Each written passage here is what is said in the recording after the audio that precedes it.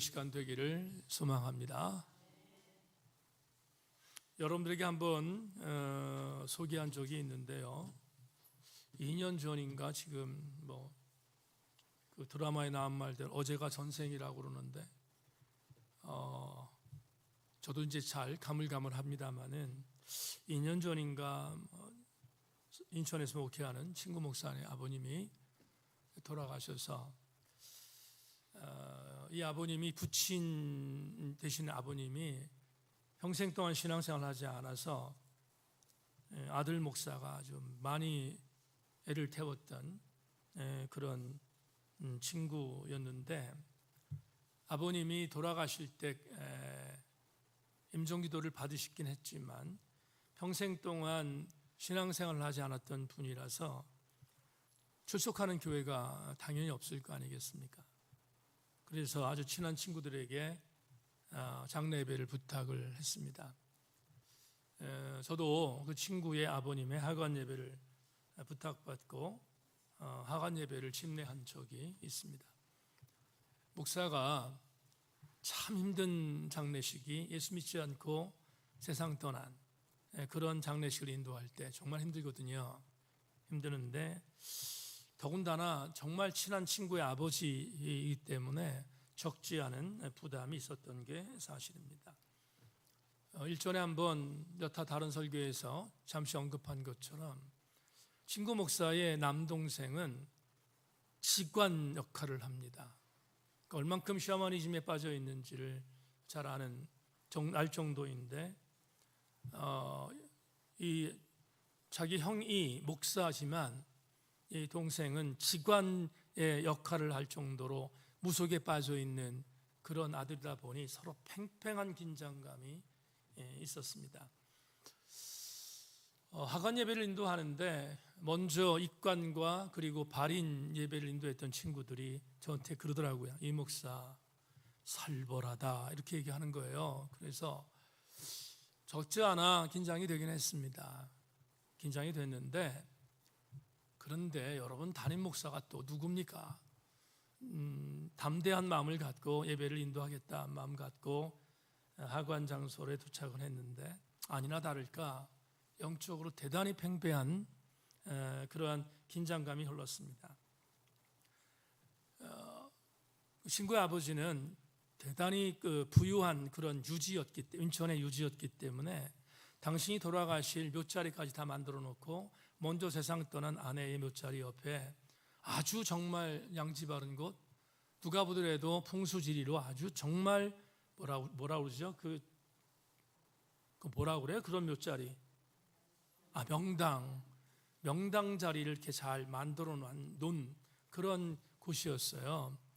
예배를 인도하는데 그 남동생 가족들이, 거기에 관계 있는 사람들이 옆에다가 제사상을 차려놓고 형이 목사니까 그러니까 어쩔 수 없이 형의 어떤 그런 그 기독교식인 예배를 따라가야 하는 입장인데 아주 맞닥지 않게, 더군다나 장례를 인도하러 온 친구 목사는 거들떠도 않는 그런 아주 긴장이 팽배한 그런 어떤 영적 분위기였는데, 그런데 예배를 인도하다가 주님 앞에 10분 초마다 지혜를 구했어요. 하나님, 오늘 이 하간 예배 영적 싸움에서 절대로 지지 않게 하시옵소서. 그리고 기도하고 준비해 간 설교가 있었습니다. 그런데 거기에 덧붙여서 그날 영적인 조명을 주는 말씀을 그 남동생 가정에게 전했어요. 예배에 들어왔는데 맨 뒤에서 거기에 푹 숙이고 있는 그 남동생 가족들을 향해서 제가 말씀을 증거했는데, 그날 제가 가지고 간 말씀이 베드로전서 1장이었는데 그 말씀과 더불어 그날 전했던 말을 오늘 설교 준비하면서 제가 설교 원고가 있거든요. 원고에 있는 내용들을 여러분과 함께 다시 한번 복기하겠습니다. 왜냐하면 오늘 이 복기의 내용, 그날 장례식 때 전했던 복기의 내용이 아마 여러분들에게도 대단히 의미 있는 설교의 시작이 될 것 같아서 읽어드리겠습니다.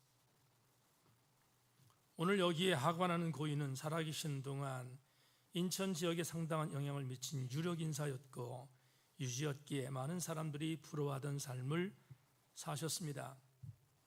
평생 의지하셨던 경제적인 부도 고인을 위로했던 도구였습니다. 그렇게 사셨던 고인은 마지막에 상주들의 지극정성으로 평범한 보통 사람들은 꿈도 꿀 수 없는 오동나무로 만든 관에 모셔졌습니다. 이제 기독교식 하관이 끝나면 고인은 제사라는 또 다른 식으로 마지막 가는 길에 남아있는 유족들의 슬픔 속에 배웅을 받으실 것입니다. 하지만 저는 분명히 전합니다. 원고가 없었던 내용을 제가 기억에 더듬고 이 내용을 집어넣습니다. 이렇게 고인이 이 땅에서 누리던 모든 영화는 고인의 것으로 영원히 남지 않습니다. 목사로 예고하지만 고인이 이 땅에서 누렸고 또 장례식을 통해 받고 있는 모든 것은 조만간 반드시 썩을 것입니다.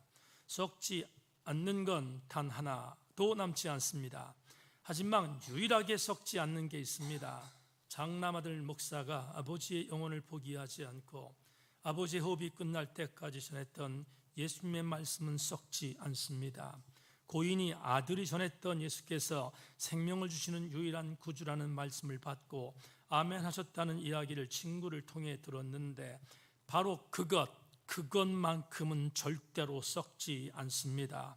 오늘 아버님의 시신을 담은 관도, 아버님의 육신도, 그리고 설교하는 저도, 아버님에게 간절히 복음을 전했던 아들도, 예배를 마치면 제사를 드리려고 준비하는 모든 이들도 반드시 썩습니다.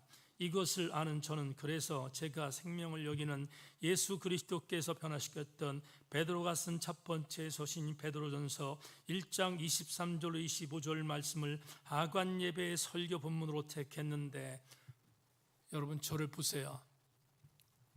저는 오늘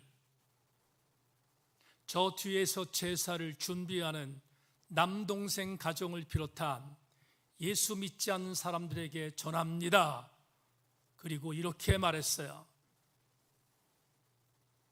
너희가 거듭난 것은 썩어질 수로 된 것이 아니요 썩지 아니할 시로 된 것이니 살아있고 항상 있는 하나님 말씀으로 되었느니라. 그러므로 모든 육체는 풀과 같고 그 모든 영광은 풀의 꽃과 같으니 풀은 마르고 꽃은 떨어지되 오직 주의 말씀은 세세토록 있도다 하였으니 너희에게 전한 복음이 곧 이 말씀이니라.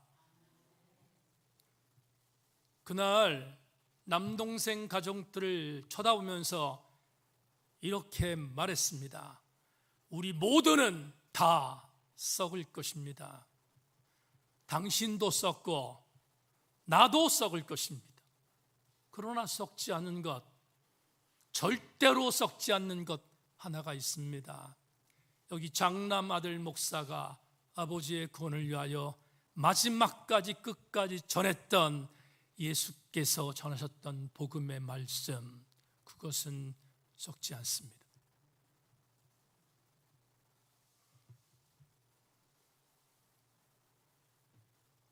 여러분, 이 메시지는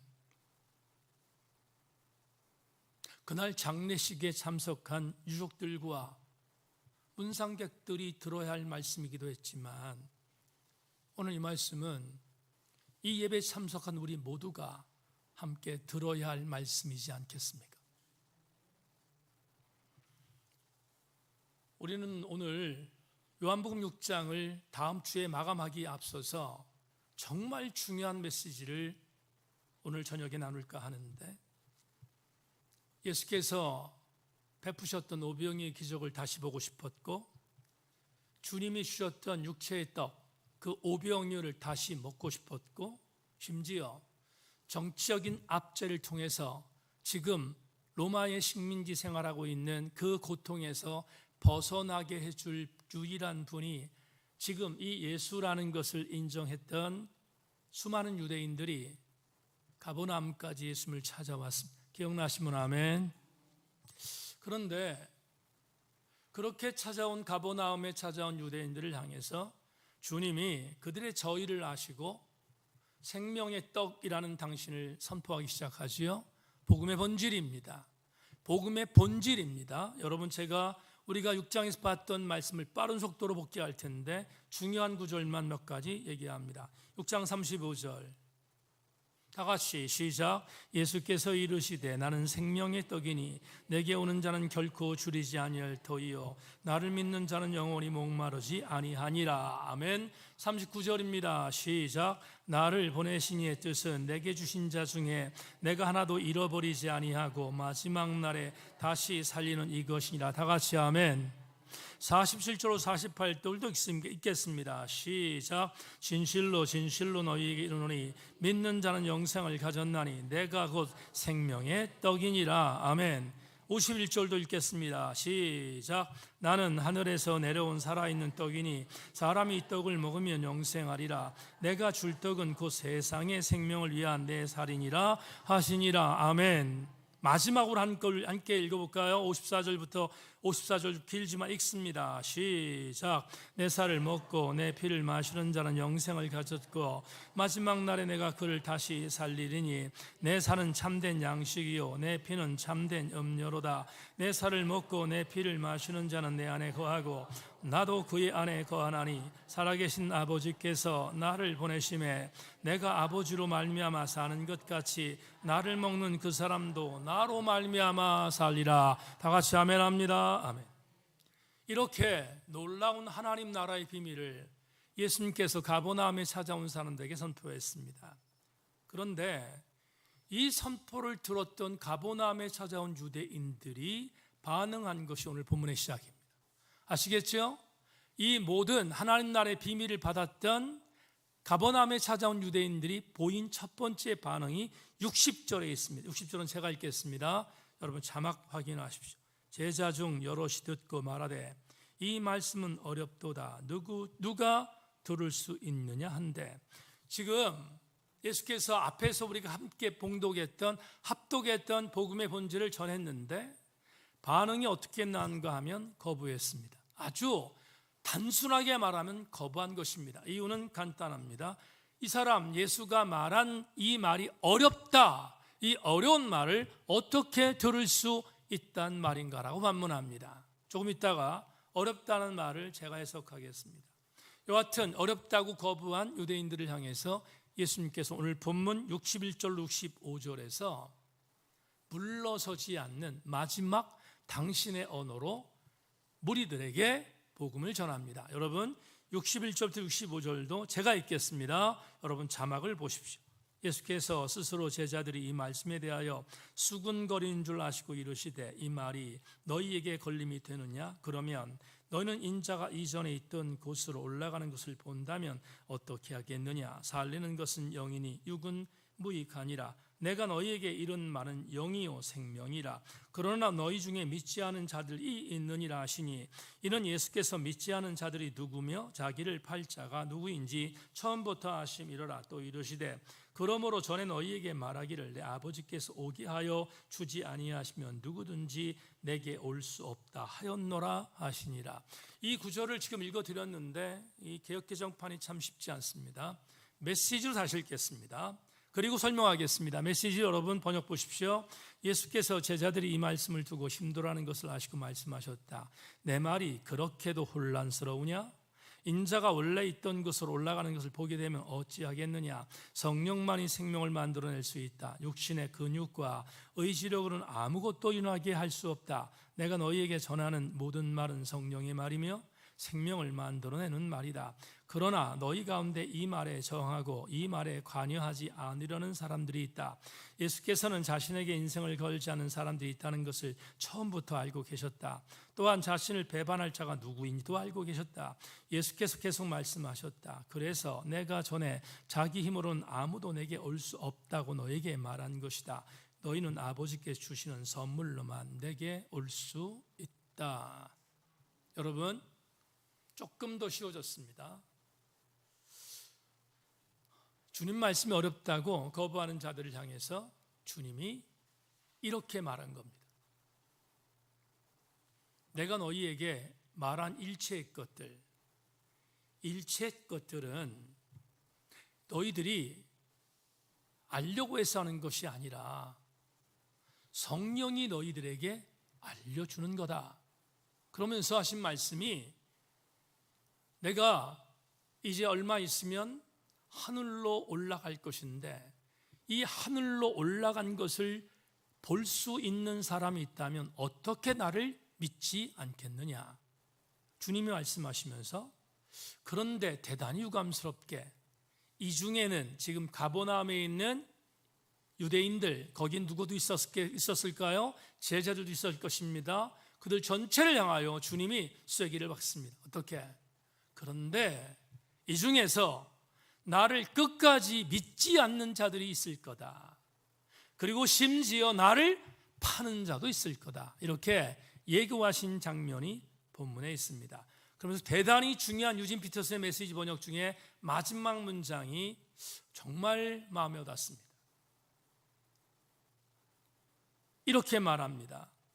너희들이 나에게 올 수 있는 방법, 그리고 너희들이 나를 믿을 수 있는 방법, 그것은 아버지께서 선물을 주실 때마다, 주실 때만 가능하다. 그렇다면 아버지께서 주신 선물이 뭘까? 그게 바로 믿음이라는 선물이다. 이렇게 주께서 말씀하신 장면이 61절부터 65절 말씀에 있습니다. 여러분, 이 구절을 제가 요한복음 강의를 하면서 여러 차례 소개한 선교신학자 레슬리 뉴비기는 이렇게 본문을 해석합니다. 이게 저한테는 굉장히 큰 감동이었어요. 그래서 오늘 셀 사역지에도 담겨 있습니다. 주목해 주시기를 부탁합니다. 자기 속에 갇혀있는 자아가 어떻게 살아계신 하나님의 부름을 받아 그분을 만나서 해방될 수 있을까? 오직 그 만남과 부르심이 인간이 존재하는 영역 속에서 일어날 때, 오직 그 말씀이 육신이 될 때, 오직 그 자아가 혈육을 가진 인간, 곧 인자이신 그분의 인재 안에 있을 때만 가능할 것이다. 그것이 인간 영성의 산물이 아닌 살아계신 참 하나님과의 진정한 만남이라면 반드시 모순과 스캔들이 생긴다. 저를 보세요. 주석을 읽어드렸는데 더 어렵죠? 해석하겠습니다. 잘 따라오십시오. 요한복음 6장 61절 65절 말씀을 레슬리 뉴비긴이라는 선교신학자는 이렇게 해석했어요. 여러분, 내 말이 어렵습니까? 지금 어렵다고 나를 거부하지요? 지금 60절에 그렇게 말하고 있잖아요. 누가 이 사람 말을 들을 수 있을까라고 말하지 않습니까? 근데 레슬리 뉴비긴이 이렇게 말한 겁니다. 왜 내 말이 어려울까? 이유가 뭘까? 그 이유는 너희들의 자아가 그대로 있기 때문이다.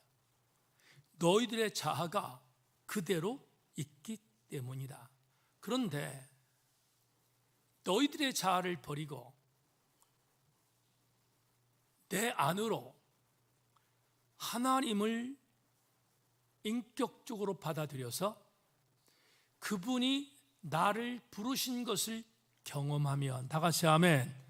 경험하면, 그분이 나를 부르신 것을 경험하면 우리는 두 가지를 경험한대요. 이게 얼마나 큰 신선한 도전인지 주석서를 읽다가 깜짝 놀랐습니다.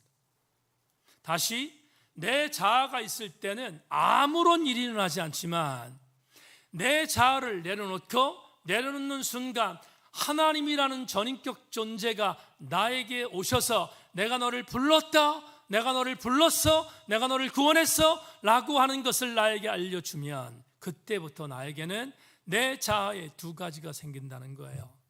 첫째는 뭐냐? 모순이 생기고, 두 번째는 스캔들이 생긴대요. 이 말이 얼마나 멋있는 말인지 가슴을 때렸어요. 모순, 어떤 모순이 생길까? 스캔들, 어떤 스캔들 생길까? 여러분, 이런 겁니다.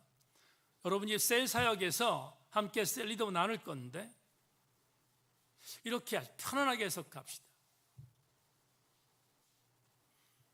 우리가 처해 있는 삶 현장에서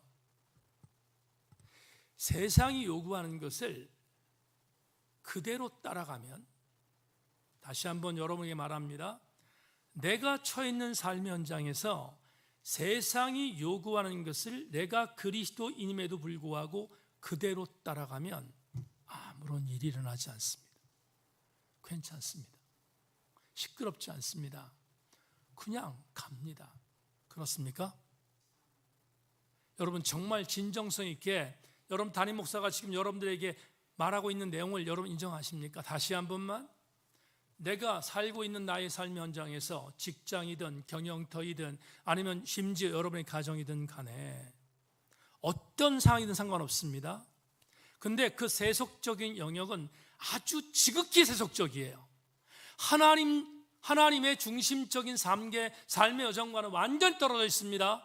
그러니까 하나님을 무시합니다. 그런데 그럼에도 불구하고 내가 살고 있는 현장에서 나는 그리스도인이지만 그들과 싸우기 싫고 그들과 타협하기 싫고 그들과 함께 등지기 싫고, 그래서 그들이 원하는 대로 그대로 가면 나는 전혀 문제가 일어나지 않습니다. 내게 무슨 문제가 일어나겠습니까? 일어나지 않아요. 그런데 문제가 뭡니까?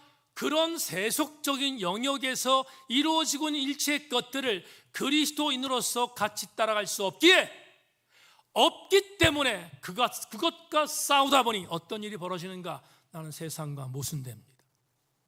그리고 나는 세상에서 저 예수 믿는 것이라는 스캔들의 주인공이 된다는 거예요.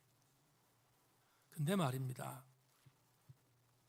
저는 너무 좋았습니다. 이 말이, 이 레슬리 뉴비긴의 이 말이 우리 교우들에게도 참 좋았으면 좋겠다는 거룩한 오기가 저한테 있었습니다. 여러분, 내가 세상에 있습니다. 나는 정말로 치열하게 예수 그리스도로 살아가고 있습니다. 그런데 나에게 아무런 일이 일어나지 않아, 나에게 아무런 갈등도 없어, 나에게 어떤 모순도 없어. 여러분, 잘못 살고 있는 겁니다. 잘못 살고 있는 거예요. 왜? 이건 레슬리 뉴비긴만 얘기한 게 아니라 여러분에게 정말로 많이 얘기했던 아이든 토저 목사도 이런 얘기합니다. 여러분, 세상과 함께 가려면 그리스도인들은 반드시 세상과 충돌한다. 충돌하지 않겠습니까? 만에 하나 충돌하지 않으면 나는 그리스도인답게 살지 않는 겁니다. 그래서 이 단어가 전 정말로 멋있어요. 어떻게? 내가 살아가고 있는 것이 인간이 만든 영성이 아니고 이게 정말로 하나님이 주신 선물이라고 믿는 자는 모순과 스캔들을 경험하게 된다는 말, 이 말이 얼마나 저에게 위로가 되는지 몰라요. 한 가지만 더 나누겠습니다. 여러분, 지금 60절 말씀 다시 한번 볼까요? 60절 다시 한번 읽겠습니다. 60절, 오늘 본문 60절입니다. 다시 한번 같이 읽어볼까요? 시작. 제자 중 여럿이 듣고 말하되 이 말씀이 어렵도다. 누가 들을 수 있냐는데, 여기 어렵다라는 말이 나옵니다. 어렵다는 말을 우리나라 개역개정판에 어렵다고 되어 있는데, 이걸 원어 성경에 있는 단어로 바꾸면 무슨 뜻이냐면 이런 뜻이 돼요. 아주 정말로 더 리얼하게 얘기하면 이런 뜻이 됩니다. 굉장히 나에게 거추장스럽게 거칠어. 나를 거추장스럽게 만드는, 거칠게 하는 그 무엇이 어렵다는 뜻이에요. 또 한 가지, 이해하기가 어려워서 라는 이 단어, 어렵다라는 단어를 다른 말로 표현하면 이런 뜻이 됩니다. 나는 내가 받아들일 수 없을 정도로 부담돼, 그런 뜻입니다. 그런데 우리 교우들하고 오늘 나오고 싶은 메시지가 있어요. 자, 말씀이 어렵습니다. 그래서 말씀이 어렵다고 했습니다. 그래서 가버나움에 몰려들었던 사람들 중에 많은 사람들이 이 사람 말을 어떻게 이해할 수 있지? 라고 거부했다고 했습니다. 난 거기까지는 심리적으로 100번, 1000번, 10,000번 이해할 수 있습니다. 왜냐하면 그들은 가버나움에 찾아온 사람들이니까. 예수 그리스도의 오병이의 기적을 다시 보고 싶었던 지극히 세속적인 사람이니까 예수가 왕으로 올라서면 그 자리 하나 차지해서 본인들도 뭔가 어떤 나름대로의 부수락이라도 얻을 수 있는 정도라고 생각하는 사람이니까 그럴 수 있다고 생각해요. 그런데 제가 정말로 화가 나는 것은 오늘 본문 마지막 66절입니다. 66절 여러분 함께 가겠습니다. 66절입니다. 다 같이 읽겠습니다. 시작. 그때부터 그의 제자 중에서 많은 사람이 떠나고 다시 그와 함께 다니지 아니하더라. 여기서 우리는 오늘 설교의 레마에 도착하기 위해서 한 단어를 끄집어내겠습니다. 가버나움에 수많은 무리들이 있었습니다. 그 무리들은 누구죠? 예수 그리스도에게서 베푸셨던 뭘 보고 싶은 거지요? 기적을 보고 싶어서, 오병이어의 기적을 다시 보고 싶어서, 그래서 세상이 줄 수 있는 떡을 다시 먹고 싶어서, 아니면 세속적인 자리가 나름대로 탐냈던 사람들, 그들이 무리입니다. 무리, 없을 무자 이로울 이자입니다. 이치 이자입니다. 무리는 철학이 없습니다. 무리는 생각이 없습니다. 무리는 이치 따라 행동하지 않아요. 그래서 무리예요. 무리라는 단어는 헬라 언어 성경에 오클로스로 썼어요. 오클로스는 군중이란 뜻입니다. 여러분, 군중이 무슨 철학이 있어요?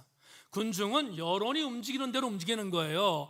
군중은 힘이 있는 대로 움직입니다. 아시죠? 군중은 여론 몰이에 몰려가는 게 군중이에요. 그게 무리예요. 그런데 오늘 66절에서 참 유감스러운 단어가 나옵니다.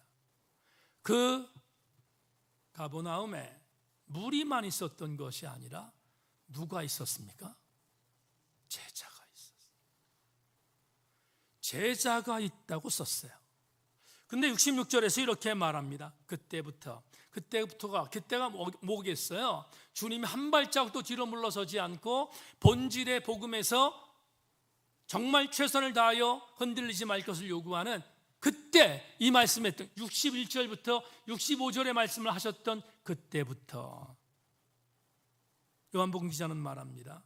제자 중에 많은 사람이 떠나가고 다시는 그와 함께 다니지 아니하더라. 누가 그랬어요? 제자들이. 여러분, 마세톤이라고 기록되어 있는 이 단어는, 제자라는 이 단어는 주 1세기에 많이 사용되던 단어입니다. 그런데 한 가지 전제가 있습니다. 누구에게나 사용하지 않습니다. 마세톤은 한 가지 전제가 있을 때 사용합니다. 순교적 영성을 갖고 있는 사람에게 쓰는 단어입니다. 함부로 쓰지 않아요. 절대로 함부로 쓰지 않습니다. 그러면 우리는 마지막 질문을 던져봅니다. 제자들인데, 순교적 영성을 가진 자에게 붙여주는 단어 제자라는 이름을 갖고 있는 자들인데, 이들이 예수님을 떠납니다. 왜 떠났을까? 도대체 제자인데 왜 예수 그리스도를 떠났을까? 이유가 뭘까? 그 이유가 오늘 레마입니다. 오늘 레마를 보겠습니다. 같이 읽겠습니다. 시작. 말씀에 붙들리지 않으면 언제나 제자의 길에서 탈락할 수 있습니다.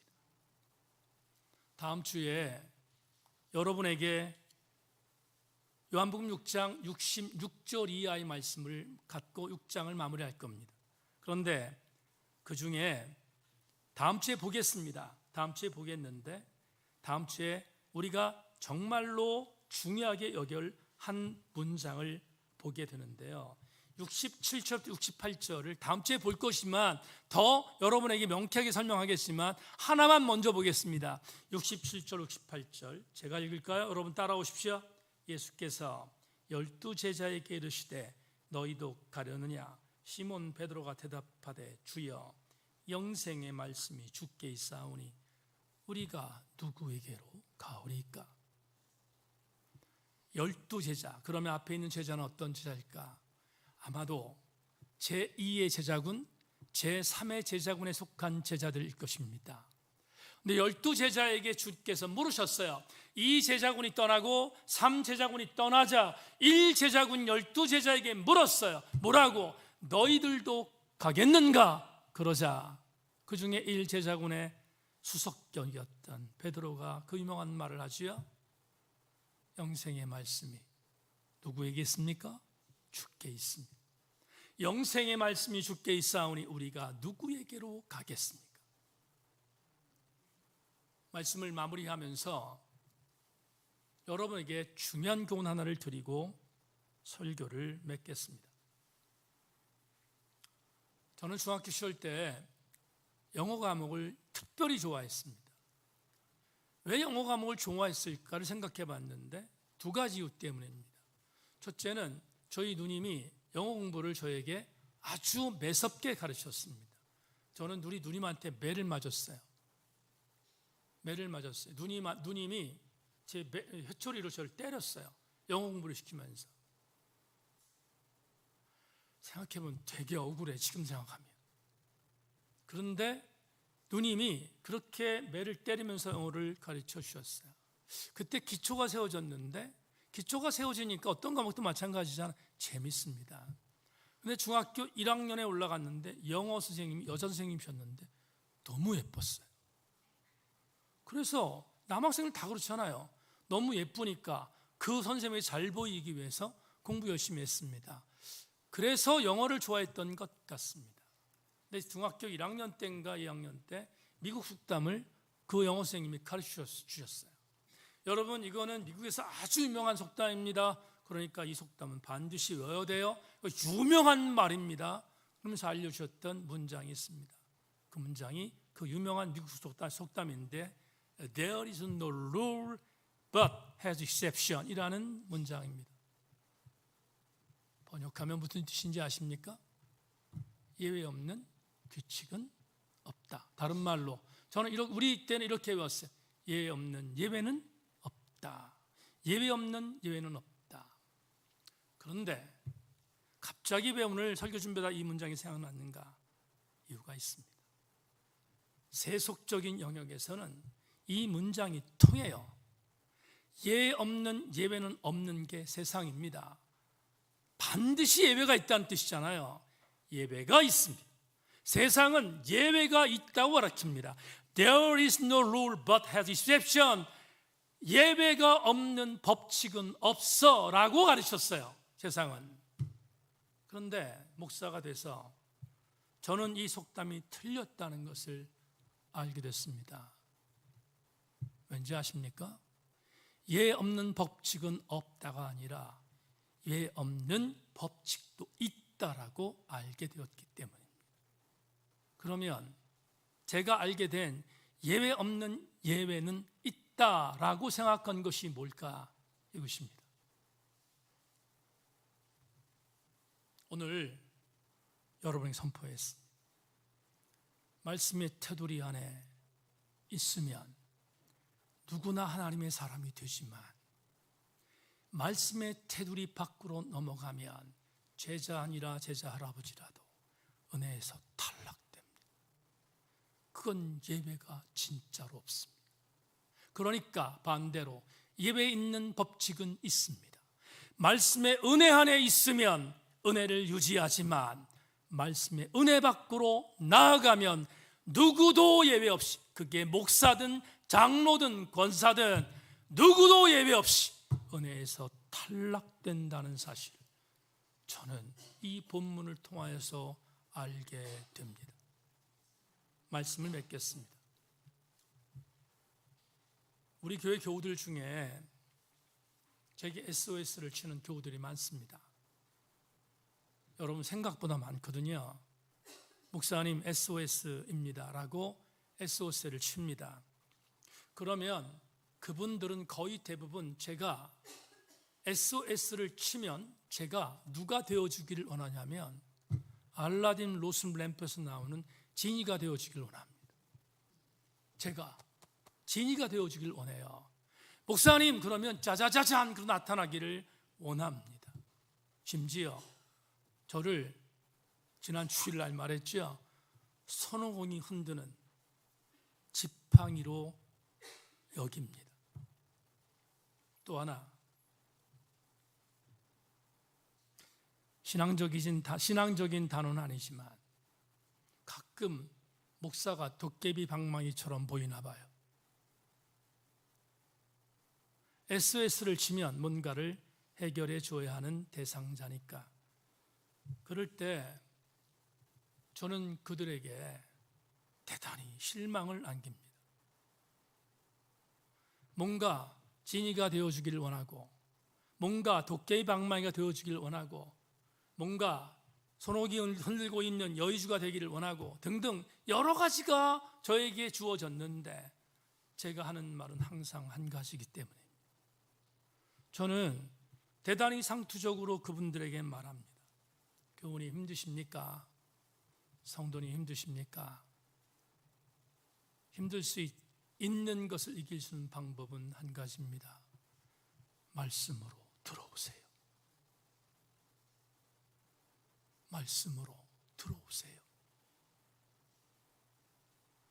이강동 목사에게 또 다른 것을 요구해도 저는 언제나 제 말은 한 가지입니다.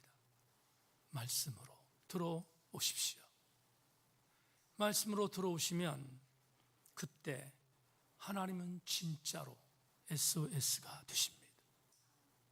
만에 하나 여러분이 말씀에서 떨어져 나가면 여러분들도 은혜에서 탈락될 수 있음을 명심하고, 오늘 제자들 중에 여럿이 그때부터 예수를 떠났고 예수와 함께 동행하지 않았다는 66절 말씀을 반면교사 삼아 여러분들은 여러분 평생에 주님을 따라다니는, 주님을 따르는 주바라기 되셔서 우리 모두 함께 주님과 동행하는 말씀의 사람들이 되어지기를 주님의 이름으로 소망합니다. 우리 이 시간에 함께 찬양하기를 원합니다. 시작됐네. 다시 한번 찬양하고 한번 기도하는 시간 갖겠습니다. 시작됐네. 하나님께 찬양 드리고 기도하겠습니다. 시작됐네. 우리 주님의 능력이 나의 삶을 다스리고 새롭게 하네. 자유하네. 죄와 사망에부터 나의 삶을 변하고나 충만함에 은혜로다. 주의 은혜 한량 없는 주의 은혜 은혜로다. 주의 은혜 하나없는 인실하신 주의 은혜로다. 은혜로다. 은혜로다. 주의 은혜 한량 없는 주의 은혜 은혜로다. 주의 은혜 변함없는 신실하신 주의, 우리 말씀으로 다시 한번 은혜로다. 은혜로다. 주의 은혜 한량 없는 주의 은혜 은혜로다. 주의 은혜 변함없는 신실하신 주의 은혜. 다 같이 머리 숙입니다. 한번 기도하고 예배를 마치기를 원합니다. 교우 여러분, 말씀 붙드시기를 소망합니다. 말씀을 붙들면 시작된 은혜가 지속됩니다. 그러나 말씀을 떠나면 시작된 은혜가 사라집니다. 오늘 함께 기도합니다. 여러분, 여러 가지 기도를 할 것이 아니라 한 가지 기도하기를 원하는데, 상황을 보면 말씀 밖으로 나갈 때 너무 많습니다. 환경을 보면 말씀 떨어뜨릴 때가 너무 많습니다. 그런데 오늘 성경은 말합니다. 영생의 말씀이 주께 있사오니 우리가 누구에게로 가겠습니까? 말씀을 붙들어야 승리합니다. 어떤 상황이든 간에 상관없어요. 말씀을 붙들어야 합니다. 하나님, 우리 생교회 모든 성도들에게 말씀하여 주옵소서. 그리고 우리는 말씀을 붙들겠습니다. 말씀을 붙들 때 이기게 하시고, 말씀을 붙들 때 승리하게 하시고, 말씀을 붙들 때 치유하게 하시고, 말씀을 붙들 때 놀라게 하여 주옵소서. 주여, 이 시간 기도합니다. 하나님, 말씀 붙들겠습니다. 하나님, 상황에 지지 않겠습니다. 말씀 붙들고 승리하겠습니다. 우리 주님 붙들고 주님 한번 부르고 기도합니다. 주여! 할렐루야. 하나님 아버지, 은혜와 사랑을 감사합니다. 아버지 하나님, 오늘도 하나님 가버나움에 찾아왔던 무리들, 그들은 예수 그리스도를 떠날 수 있습니다. 얼마든지 떠날 수 있습니다. 그런데 정말로 가슴 아픈 것은 제자들이 떠났습니다. 제자들이 떠났다고 성경은 고발합니다. 하나님 아버지여, 원합니다. 우리 생교회 성도들 한 사람 한 사람 제자의 삶을 살고 있는데, 제자의 능력을 갖고 싶어 하는데, 제자가 어떤 길을 갖고 가고 싶은데 상황이 나를 넘어뜨릴 때가 많습니다. 상황이 나를 하나님 아버지 파괴할 때가 많습니다. 하나님 원합니다. 소망합니다. 하나님, 흔들리지 않게 하여 주옵소서. 하나님의 강력한 은혜로, 강력한 말씀으로 우리를 붙들어 주셔서 하나님 좌고우면하지 않으며 하나님의 선한 능력과 은혜 안에서 말씀으로 승리하는 놀라운 역사가 우리 생교회 모든 교우들에게 보고될 수 있도록 하나님 함께 하시고 은혜를 내리워 주시기를 기도합니다. 사단은 우리가 말씀을 받는 것, 우리가 말씀 밖으로 이탈하는 것을 종용합니다. 하나님, 흔들리지 말게 하여 주옵소서. 하나님, 오늘 이 저녁에 하나님 말씀의 은혜 안에 다시 붙들리게 하여 주셔서 하나님 말씀 붙들고 말씀 천착하고 승리하는 우리 모두가 되게 하여 주시옵소서. 단 한 명의 정말 성도도 예외 없이 말씀의 사람으로 주님 앞에 서서 하나님 반드시 이기며 반드시 승리하는 우리 모든 교우들 될 수 있도록 성령여 우리를 사로잡아 주옵소서. 하나님, 오늘 저녁에 주신 말씀을 가슴에 담습니다. 은혜로다, 은혜로다, 은혜로다. 하나님, 그렇게 고백합니다. 말씀 붙들고 승리하는 우리 모든 교우들 되게 하여 주옵소서.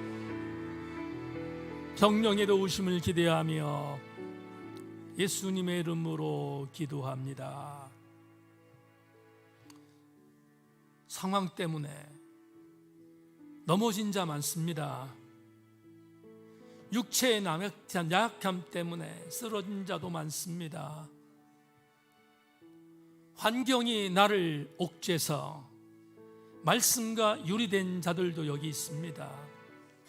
정말 그러지 않기를 바라지만 사단의 공격에 노출되어 사단의 공격에 패배하여 말씀에서 떨어져 나간 자도 있습니다.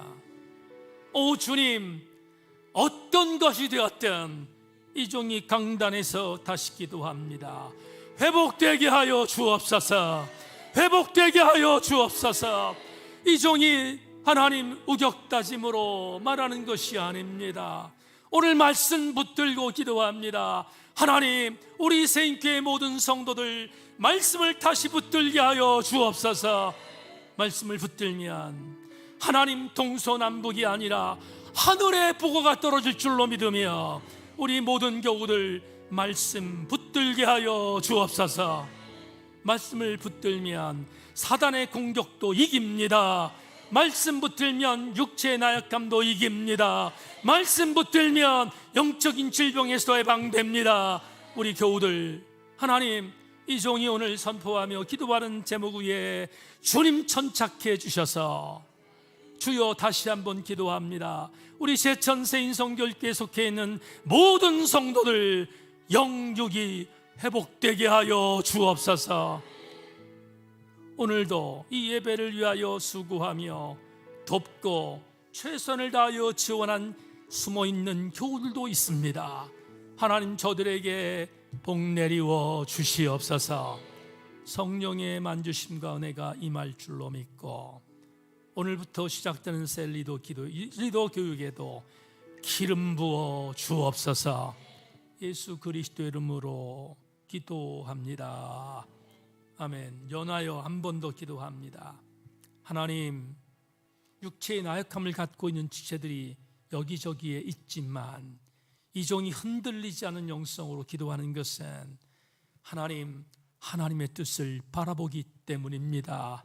믿기 때문입니다. 견디기 어려울 정도의 아픔들이 있는 것을 이 종이 모르는 것이 아니라 압니다. 그러나 이 종도 그들을 위해서 기도할 때마다 내장이 끊어지는 아픔으로 중보하고 있사오니 더불어 하나님, 지난 월요일부터 우리가 한정적이긴 하지만 새벽을 깨어서 정말로 새벽에 깨어서 저들을 위하여 같은 마음으로 기도하고 있사오니 하나님 아버지여, 나약한 영혼들마다 달리타 쿰하게 하여 주셔서 일어나게 하여 주옵소서. 일어나게 하여 주옵소서. 하나님, 이 종이 일구월심의 기도 제목입니다. 주님, 역경을 딛고 일어서 주님 일어났습니다 라고 보고하는 우리 교우들 다 되게 하여 주옵소서.